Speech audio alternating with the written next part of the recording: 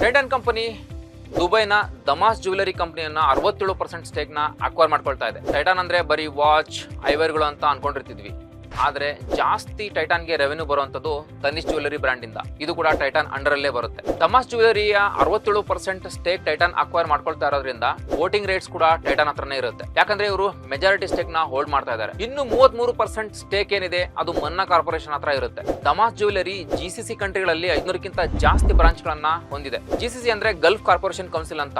ಇದರಲ್ಲಿ UAE, Qatar, Kuwait, Bahrain, Oman ಕಂಟ್ರಿಗಳು ಬರುತ್ತೆ. ದಮಾಸ್ ಜ್ಯುವೆಲರಿ ಓನ್ ಮಾಡೋದ್ರಿಂದ ಮಿಡಲ್ ಈಸ್ಟ್ಗೆ ಟೈಟಾನ್ಗೆ ಡೈರೆಕ್ಟ್ ಆಗಿ ಎಂಟ್ರಿ ಸಿಗುತ್ತೆ. GCC ಕಂಟ್ರಿಗಳಲ್ಲಿ ಗೋಲ್ಡ್ ಮತ್ತು ಡೈಮಂಡ್ ಗಳ ಬಹಳ ಬೇಡಿಕೆ ಇದೆ. ಇದರಿಂದ ದಮಾಸ್ ಜ್ಯುವೆಲರಿ ಅಕ್ವೈರ್ ಮಾಡ್ಕೊಳ್ತಾ ಇರೋದ್ರಿಂದ ತನಿಷ್ ಜ್ಯುವೆಲರಿಗೆ ಹಾಗೆ ಮಿಯಾ, ಝೋಯಾ ಮತ್ತು ಕ್ಯಾರೆಟ್ ಲೈನ್ ಸ್ಟೋರ್ಗಳು GCC ಕಂಟ್ರಿಗಳಲ್ಲಿ ಲಾಂಚ್ ಮಾಡಬಹುದು. ಇದರಿಂದ ಕಂಪನಿ ಸ್ಕೇಲ್ ದೊಡ್ಡದಾಗುತ್ತೆ, ಗ್ಲೋಬಲ್ ಫುಟ್ ಪ್ರಿಂಟ್ ಕೂಡ ಹೆಚ್ಚಾಗುತ್ತೆ. ಟೈಟಾನ್ ಕಂಪನಿಯ ಈ ಅಕ್ವಿಸಿಷನ್ ಬಗ್ಗೆ ನಿಮ್ಗೆ ಅನಿಸ್ತು ಅಂತ ಕಮೆಂಟ್ ಅಲ್ಲಿ ತಿಳಿಸಿ. ಸ್ಟಾಕ್ ಮಾರ್ಕೆಟ್ ರೆಗ್ಯುಲರ್ ಅಪ್ಡೇಟ್ ಗಾಗಿ, ಸ್ಟಾಕ್ ಮಾರ್ಕೆಟ್ ಎಜುಕೇಶನ್ ಗಾಗಿ ನಮ್ಮ ಪೇಜ್ ನ ಫಾಲೋ ಮಾಡಿ.